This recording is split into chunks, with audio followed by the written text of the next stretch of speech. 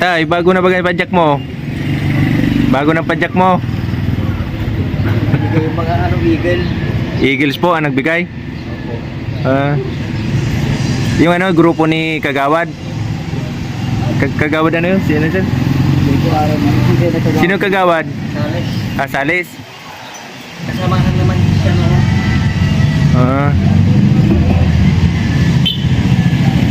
Magandang araw po mga ka-i-rides. Nandito na naman po ulit tayo sa daycare center ng Marupit, Camaligan, Camarines Sur. Bali pansamantalang tinutuluyan po nila nila Tatay Lakay. Kumusta po kayo, Nay? Ngayon po talagang inupursige na po kami talaga maalis dito. Bali inaano na po talaga yung kumbaga para makaalis. Pinapaalis na po kayo rito kasi gagamitin na po. Oo. Kasi dapat nga nung pitsa 2 at saka nung pitsa 20 dapat pinagbigyan kami. Kasi talagang wala lang. Dahil magpapamisaw sana dito. Hindi natuloy kasi andito kami. Kumbaga dapat makalipat na po kayo. Kasi yung mga kulang pa po yung materyales. Oo, kulang na ho sa materyales. Yun ang kaya hindi ho kami makalipat-lipat. Bali kanina naabutan po namin si Tatay na namamasada. Bali, kumusta tayo yung pasada mo tayo kanina? Kahit sana kung magpunta, walang sumasakay. Wala ka pa pong kita kahit magkano po? Wala pa po. Bakit po wala ka pa pong kita? Kasi yung mga taga rito po na nakakaalap sa kalagayan ko, ayaw po nila sumakay sa akin. Ewan ko kung naawa o natatakot. Yung mga iba, sumasakay na lang po sa likuran ko. Kahit ikaw na po yung nakapila. Kahit nakaupo na po sa upuan ko. Lumilipat po sila sa iba kasi alam nila yung kalagayan ko, nahihirapan, mabagal. Kasi wala naman na pong lakas itong kaliwa ko. Kumbaga parang hindi natin alam kung natatakot or naaawa po sa inyo na sumakay po. Opo. Una po namin pagpunta rito, si Tatay po 3 times na pong inatake. Body stroke na po si Tatay. Yung kaliwang bahagi na po ng kanyang katawan, paralyzed na po. Bali po si Tatay, kahit ganyan na po yung kalagayan, bali nagpapasada pa po siya kasi yung kwento mo dati tayo, yung pag humihingi sa iyo ng pera yung anak mo, wala ka maibigay.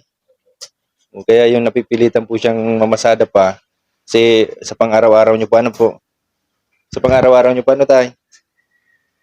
Ako pong magtimpla ng kape pag pagod na ako, pag umuwi ako, wala man lang naka-stack dito na timplahin. Kung minsan, bibili na lang ako ng tig-2 na asukal, tig-2 na kape. Pinagtitiyagaan ko na lang. Bali pala tayo, sino po yung nagbigay po nung padjak mo bago na po bagay yung padjak mo? Maraming salamat po sa Piña Francia Eagles Clubs kasi pinalitan na po ng padjak ni Tatay kasi yung padjak ni Tatay wala yung bubong dati, saka sira-sira na. Ngayon po mas maigi na po yung pinalit nila. Saka ano pa po mga binigay po nila, Nay? Isang sakong bigas. Saka coco lumber po. Saka mga grocery po. Maraming salamat po. Baka may gusto pa pong pasalamatan para po. Opo, nagpapasalamat po kami kay Mayor Jano Ibardalosa na nabigyan po kami ng assistance na 5,000 para po sa pang-badagdag materialis namin. Tsaka po kay Kapitana, tsaka po kay Ligit po sa lahat. Sino pong kapitana po yun? Si Kapitana Delia Mansur, siya po yung una-una nagbigay sa amin ng pangdagdagan ng materialis. Tsaka po yung Piña Francia Eagles Club, siya po yung nagpangatong tumulong sa amin. At saka higit sa lahat po si Kagawad Ronald Salas po, siya po ang dahilan po kung bakit nyo kami nakilala. Siya ang unang nag-post sa amin, sa asawa ko nung nakita siya na malaking bagay at malaking tulong po at hindi namin makalimutan yung ginawa niya sa amin. Maraming salamat po kila Mayor, Barangay Captain, sa kay Barangay Kagawad Sales po. Maraming salamat po sa inyo. Saka po sa sa sangguniang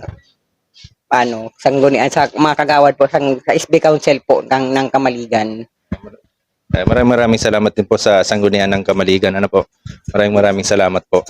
Kung kailangan nyo na para kumbaga maumpisa na yung mapatayo yung kahit maliit na bahay. Ayun po, haligi, dingding, saka bubong, siyempre po yun ang importante. Yun po ang kulang na ko. Dahil ang nasa amin lang po yung mga kukulamber Kukulamber lang po. po.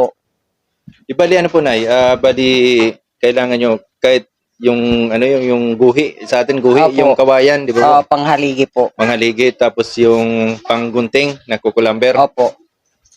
Sige nay, ano bali pupunta po kami ngayon ng hardware kung ano po yung makayanan naming maibigay po sa inyo. Bibili na po, napapadeliver po namin dito. Ay, maraming salamat po. Sige po nay.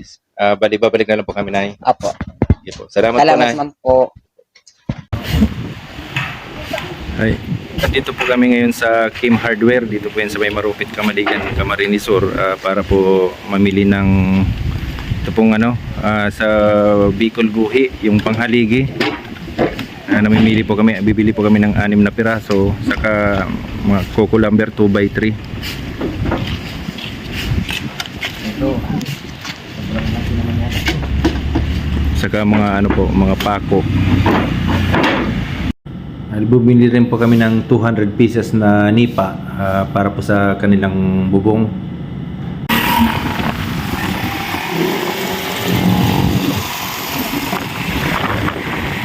Ano si tatay nandun pa po sa may hardware, sa Kim Hardware. Bali inaantay pa po ma-deliver yung nabili namin.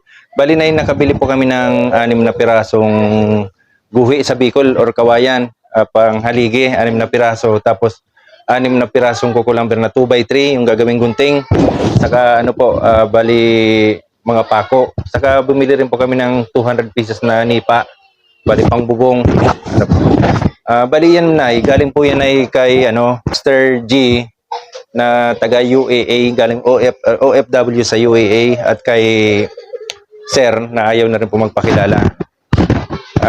Bali nagpapasalamat po ako sa inyo kasi nabilang po natin ng mga materyales sa bahay sila Tatay Lakay, sila Nanay. Bali may gusto pong sabihin ay sa mga ano. Salamat po sa nag-sponsor sa amin sa mga materyales para makatayo kami at sa lahat po ng tumulong sa amin, maraming salamat po. Diyos mabalos po sa Induga, boss. Maraming salamat po sa mga tumulong. Makapag-umpisa na kami makapagtayo. Total nakabili na po ng materyales. Kumbaga may umpisa na kayo ano tayo. Pwede na po kami mag-umpisa, maghukay-hukay, magtayo-tayo. O pa konti-konti ano tayo. Opo. Saka baka may mga tumulong pa tayo. Babalik ulit pa ako rito para mabuo na po yung bahay nyo.